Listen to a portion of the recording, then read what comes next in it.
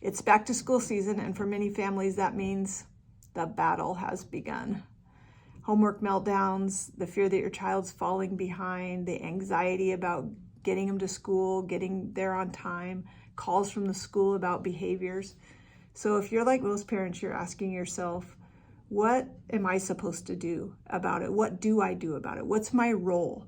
How am I supposed to make sure that my child does every single piece of assignment perfectly? Is that why they're giving me the online thing to look at to make sure that all of their homework is done so that you can monitor that? Am I failing if the teacher calls me? Am I failing if they don't turn something in? We're going to talk about that. Because the truth is school problems don't always have to become home problems. And sometimes stepping back as a parent is actually the most helpful thing. Homework is one of the biggest stress points of the start of the year. And actually through the whole year it can be. Because parents feel this enormous responsibility. If my child doesn't finish this, the teacher's going to think I don't care. I'm a bad parent because I didn't make my kid do his homework, or the angst of spending however much time you spent helping your child do the homework and then they forgot to turn it in, or they lost it, or it got put in the wrong folder. It is huge. And sometimes it's the feeling of, if my kid resists, I must not be disciplined as much as a parent as I need to be. Like, is the school really putting all of this on you as a parent, or are these your thoughts about what they think and so I want to reframe this for you. Your job is to provide the space and the routine. It's your child's job to do the work.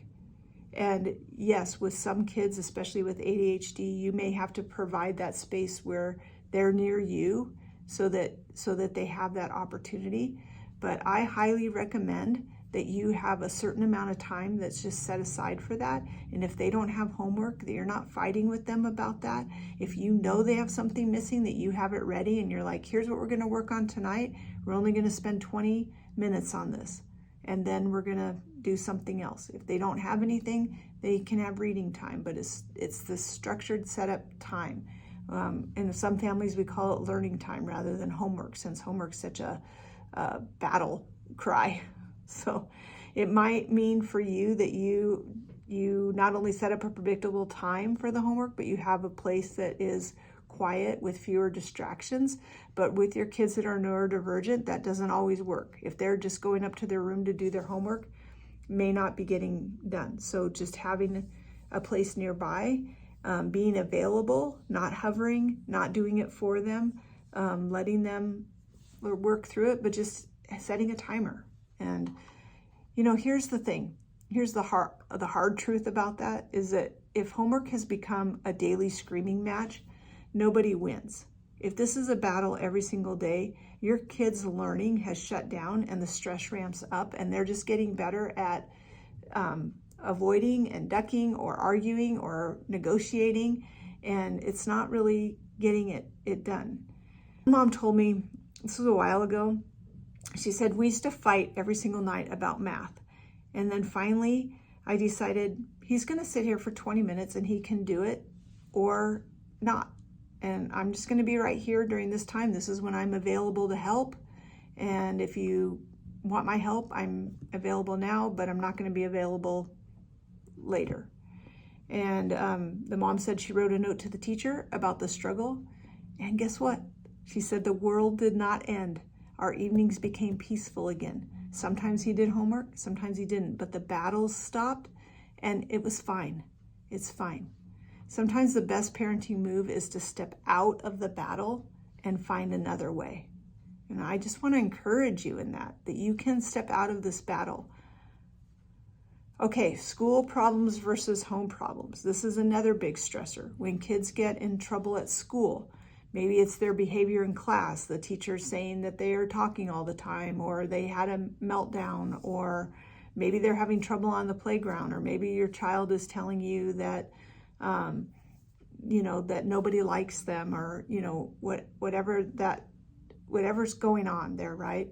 There was one mom that told me that her daughter was sitting against the wall every day, at least one part of recess, for her behavior choices. And I had her talk to the school about it. It's like, is that what the school does? Is that how they handle it?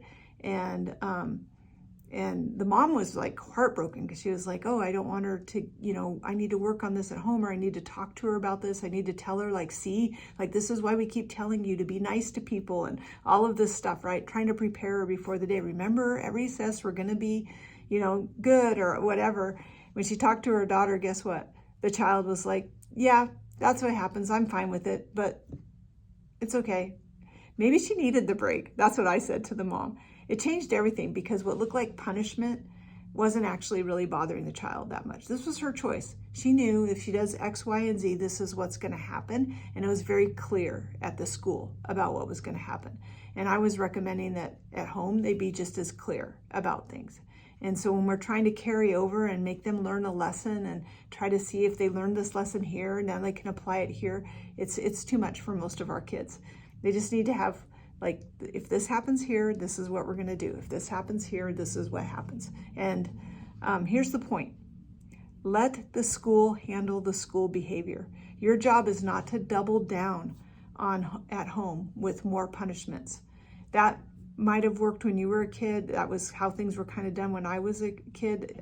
They would call your parents and then something bad would happen at home. But I'm talking about kids that have a lot of behavior challenges, and it just doesn't work to carry it over. It's much better to work on these skills at home and let the school work on the skills at school in the way that they do it. I want you to be supportive. You can ask the teacher, so how are you handling it? What strategies are you using? I want you to show your child that you and the teacher are on the same page.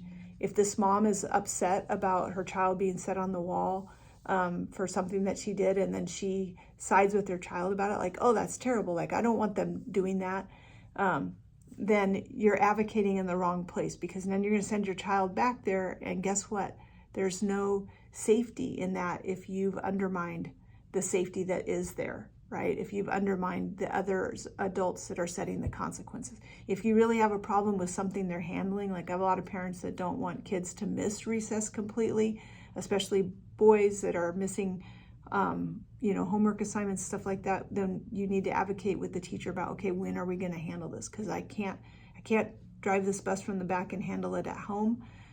So how can we make this work where he still gets to have recess? So you don't have to recreate detention at home. I love the meme that says, why is the school calling me to tell me how my son is acting at school? I don't call them to tell them how he's acting at home. It's funny because it's true. Kids act differently in different environments, and it's not always something that you have to fix at her role in all of this. If it's not enforcing homework like a drill sergeant, if it's not making sure that they get every I dotted and T crossed and making those corrections, making sure they get everything done, if it's not punishing school problems twice, what's left? What are you supposed to be doing? Your role is to provide structure and routine at home. And your role is to support your child's emotional needs, safety, connection, regulation. And where you step into the school on that is to make sure that your other role is to communicate with the school as a partner, not as a second school principal and not against them, but as a partner, because your child spends an incredible amount of time at the school. And if you have undermined the safety for your child, or that the feeling that adults are in charge and in control, you've done a disservice to the school and for your child.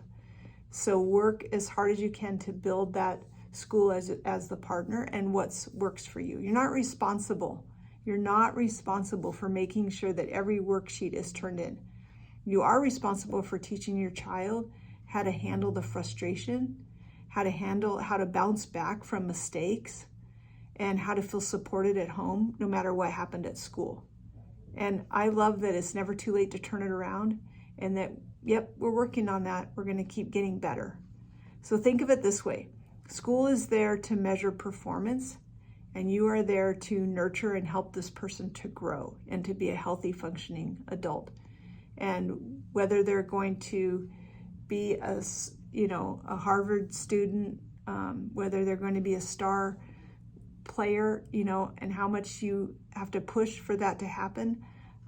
That might be something that you want to talk to a parent coach about, because there's a lot of fine lines that we can cross as a parent.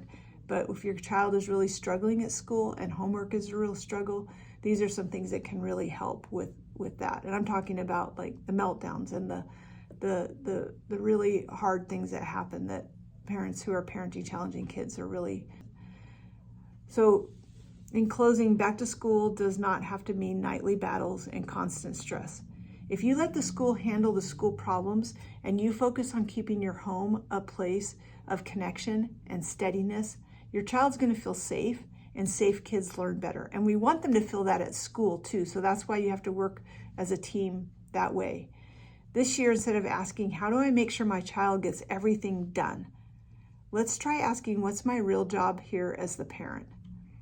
If you'd like more help on this, feel free to comment below. Go to the website, parentingchallengingkids.com, and fill out a form to talk to me. Take our quiz. Do I have a challenging child? Maybe that will help.